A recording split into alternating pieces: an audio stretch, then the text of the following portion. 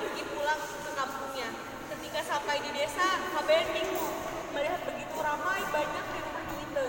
Dan ternyata itu adalah pernikahannya Nyite dan Asep. Itu bisa ada lah kesini lagi. Langsung mulut.